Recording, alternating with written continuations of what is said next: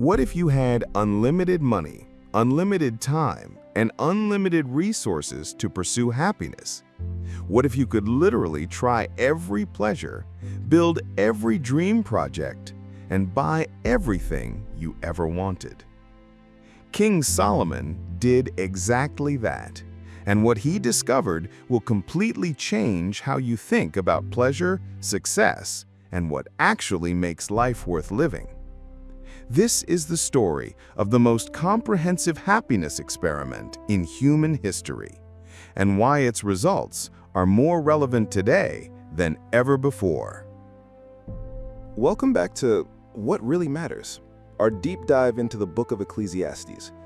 I'm Emmanuel, and if you're just joining us, we're exploring the ancient wisdom of King Solomon, the richest, wisest man who ever lived, and his brutally honest assessment of what actually brings fulfillment.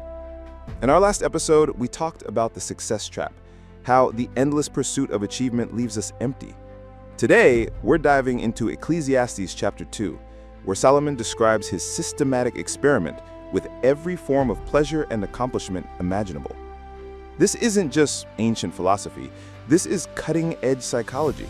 Solomon's findings have been confirmed by modern research on happiness, and they explain why so many successful people today are struggling with depression, anxiety, and emptiness, despite having everything they thought they wanted. If you're ready to learn what the world's first scientific study on happiness discovered, make sure you're subscribed and hit that notification bell, because what you're about to hear will challenge everything our culture tells us about the good life. The great experiment begins. Solomon starts Ecclesiastes 2 with these words, "I said in my heart, come now, I will test you with mirth. Therefore, enjoy pleasure. But surely this also was vanity." Think about what he's saying here. Solomon decided to conduct the ultimate happiness experiment. He was going to systematically test whether pleasure could provide lasting satisfaction. And he had the resources to do it right. According to biblical accounts, Solomon's annual income was equivalent to about $2.2 billion in today's money. His net worth would make Jeff Bezos look middle class. He had absolute power over his kingdom and access to anything money could buy. But more importantly, he approached this scientifically. He didn't just indulge randomly. He tested pleasure systematically to see if it could provide the meaning and satisfaction that achievement had failed to deliver. The pleasure protocol. Solomon describes his methodology. "I searched in my heart how to gratify my flesh with wine, while guiding my heart with wisdom, and how to lay hold on folly, till I might see what was good for the sons of men to do under heaven all the days of their lives." Notice that key phrase, "while guiding my heart with wisdom." Solomon wasn't just becoming a hedonist, he was conducting research. He wanted to maintain enough objectivity to analyze what was happening to him as he pursued pleasure. This is remarkable. Most people who chase pleasure lose the ability to evaluate whether it's actually making them happy. Solomon was determined to stay scientific about it. Modern parallels, the tech billionaire experiments. This reminds me of some modern tech billionaires who have similar resources and have run similar experiments. Take Larry Ellison, founder of Oracle. He's worth over $100 billion and has spent decades pursuing every imaginable luxury. Ellison owns multiple mansions, a Hawaiian island, a $200 million yacht, vintage fighter jets, and has access to experiences most people can only dream of. He once said, "I've had all the toys. They don't make you happy." Or consider the late Steve Jobs, who despite his wealth and success, spent years searching for meaning through various spiritual practices, alternative therapies, and philosophical pursuits. Even with unlimited resources, he couldn't purchase satisfaction. The laughter test. Solomon's first experiment was with entertainment and laughter. I said of laughter, madness, and of mirth, what does it accomplish? He had access to the best entertainers, the funniest comedians, the most elaborate parties. But he discovered what modern psychology now calls hedonic adaptation, the tendency for pleasure to lose its impact over time. Think about your favorite TV show. The first time you watched it, it was hilarious. But if you binge watch it for 12 hours straight, it stops being funny. Your brain adapts to the stimulus, and what once brought joy becomes ordinary. Solomon discovered this principle 3,000 years before psychologists gave it a name: the wine experiment. Next, Solomon tested alcohol. He searched in my heart how to gratify my flesh with wine. Now, Solomon wasn't describing alcoholism here. Remember, he maintained his wisdom throughout the experiment. He was testing whether alcohol could provide lasting happiness when consumed responsibly. What did he find? The same thing modern research shows. Alcohol might provide temporary mood elevation, but it doesn't create lasting happiness. In fact, studies show that heavy drinkers report lower life satisfaction than moderate drinkers or teetotalers. The building projects. Then Solomon moved to achievement and building projects. I made my works great. I built myself houses and planted myself vineyards. I made myself gardens and orchards, and I planted all kinds of fruit trees in them. I made myself water pools from which to water the growing trees of the grove. Solomon essentially became the world's first mega developer. He built massive construction projects, created elaborate gardens, designed complex irrigation systems. These weren't just functional buildings. They were architectural marvels designed to bring satisfaction and pride. Modern building obsession. This sounds exactly like modern billionaires, doesn't it? Look at someone like Elon Musk, who's constantly building. Electric car companies, space exploration companies, tunnel boring companies, brain-computer interface companies. There's an addictive quality to building and creating. Or consider mega mansions and luxury real estate. People spend millions creating dream homes, thinking that the perfect living space will finally bring contentment. But studies show that after about 6 months, people adapt to their new living situation and return to their baseline happiness level. Solomon was discovering this principle empirically. The staff and status. Solomon continued, I acquired male and female servants and had servants born in my house. Also, I had great possessions of herds and flocks, more than all who were in Jerusalem before me. He was testing whether having people serve him and owning massive amounts of livestock would bring satisfaction. Essentially, he was testing the hypothesis that being important and powerful would make him happy. This is like modern CEOs who build massive companies partly for the ego satisfaction of having thousands of employees, or celebrities who surround themselves with entourages. The question is, does having people depend on you and serve you actually make you happier? Solomon's answer? Not really. The wealth accumulation. Then came the money test. I also gathered for myself silver and gold and the special treasures of kings and of the provinces. Solomon systematically accumulated wealth, not for any particular purpose, but to test whether having massive amounts of money would bring lasting satisfaction. Modern research supports what Solomon found. The famous Kahneman study showed that once basic needs are met, additional income has diminishing returns on happiness. Making $10 million doesn't make you 10 times happier than making $1 million. But Solomon took this further than modern billionaires. He literally accumulated the special treasures of kings and provinces, essentially collecting rare and priceless artifacts from around the known world. The entertainment industry. Solomon also tested entertainment. I acquired male and female singers and the delights of the sons of men and musical instruments of all kinds. He created the ancient equivalent of a personal entertainment industry, the best musicians, the most talented performers, access to any kind of entertainment he desired.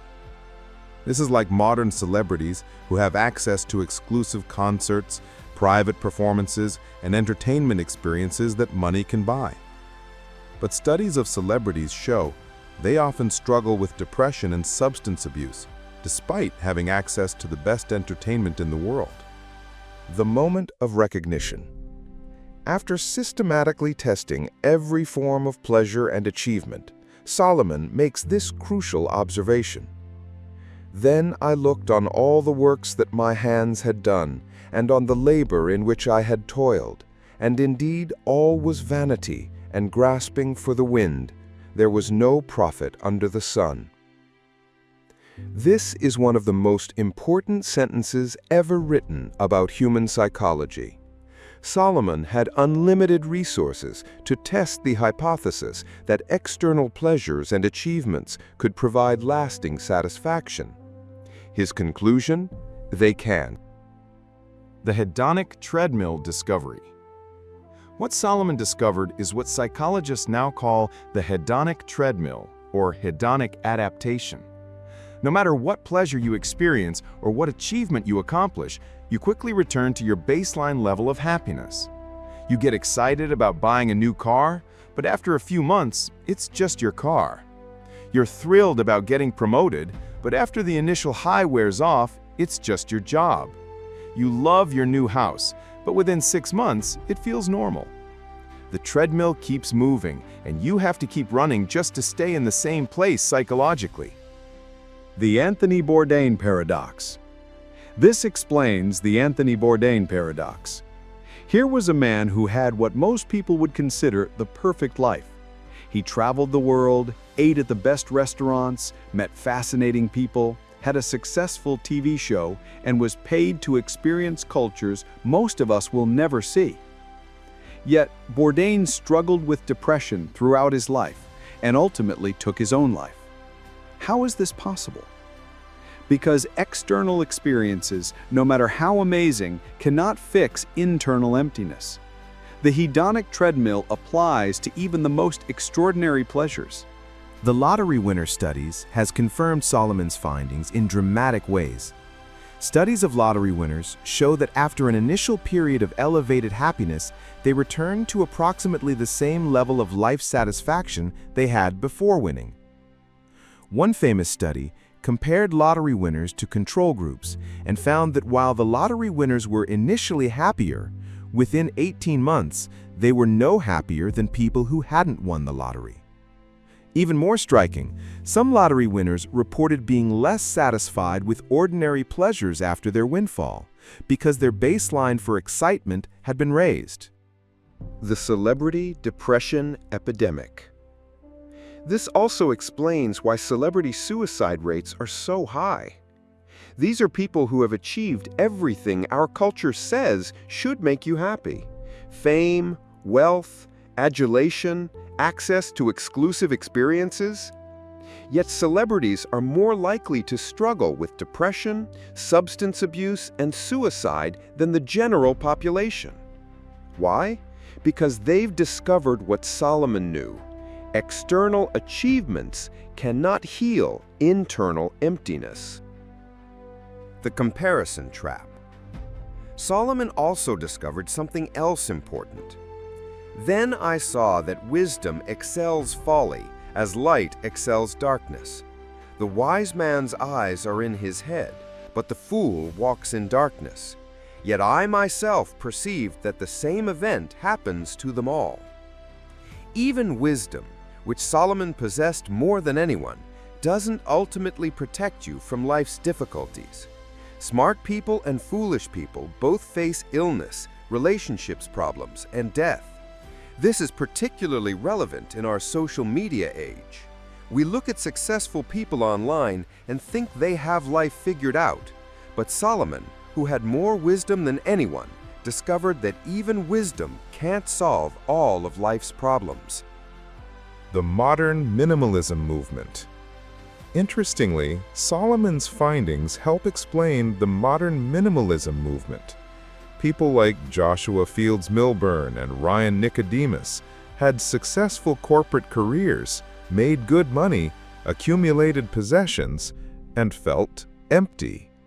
They discovered what Solomon knew: more stuff doesn't equal more happiness. In fact, often it equals more stress, more maintenance, more complexity.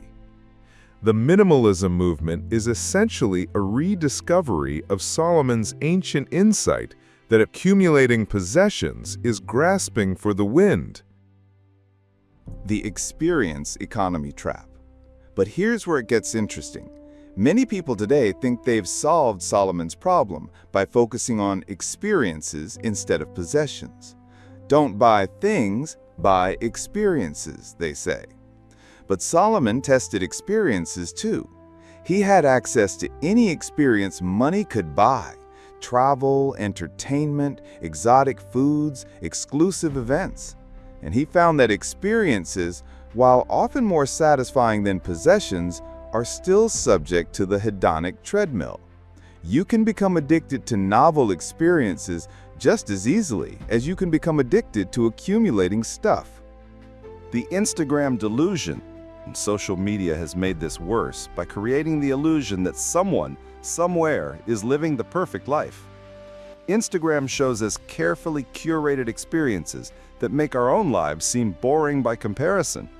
But Solomon, who actually lived the Instagram lifestyle, unlimited budget for travel, entertainment, and experiences, is telling us it doesn't work. The person with the perfect Instagram feed is probably just as dissatisfied as everyone else. The breakthrough insight. So, what was Solomon's breakthrough insight after his comprehensive happiness experiment? I hated life because the work that was done under the sun was distressing to me, for all is vanity and grasping for the wind. This sounds depressing, but it's actually liberating. Solomon is saying, you can stop trying to win an unwinnable game. You can stop thinking that the next achievement, the next pleasure, the next experience will finally make you happy. The hedonic treadmill is not a bug in human psychology, it's a feature. We're designed to adapt to our circumstances so that we keep striving and growing. But once you understand this, you can stop expecting external things to provide internal satisfaction. The Solomon test. So how do you apply Solomon's discoveries to your own life? Let me give you 4 practical strategies. Strategy 1. The pleasure audit. Solomon systematically tested different forms of pleasure. You should do the same, but with awareness. Make a list of the pleasures you currently pursue: entertainment, TV, movies, and social media, food and drink, shopping and acquisitions, travel and experiences, hobbies and interests. Now honestly evaluate. Which of these actually make you happier in the long term? Which ones do you need to keep increasing to get the same satisfaction? This isn't about becoming ascetic. It's about understanding which pleasures serve you and which ones you serve. Strategy 2. Set hedonic speed limits. Since we know about hedonic adaptation, we can use it strategically. Instead of constantly increasing your pleasure intake, set speed limits for yourself. For example, limit expensive dining to special occasions so it remains special. Take breaks from entertainment so it doesn't become numbing. Create waiting periods before major purchases. Practice gratitude for what you already have. The goal is to prevent your pleasure baseline from constantly escalating. Strategy 3. Focus on intrinsic versus extrinsic motivation. Psychology research shows that intrinsically motivated activities, done for their own sake, provide more lasting satisfaction than extrinsically motivated ones, done for external rewards. Solomon's building projects were largely extrinsically motivated, done for status and recognition. That's why they felt empty. Ask yourself, am I pursuing this because I genuinely enjoy it, or because I think it will impress others? And strategy 4, embrace enough. Solomon had unlimited resources and still wasn't satisfied. This teaches us that enough isn't a number, it's a mindset. Practice saying enough while you're still enjoying something. Leave the party while you're still having fun. Stop eating before you're completely full. End the vacation while you still wish it were longer. This prevents hedonic adaptation and maintains appreciation for good things. The gratitude practice. Here's a daily practice that leverages Solomon's insights. Every morning, identify 3 things you currently have that you once wanted. Maybe it's your job, your house, your relationship, your health.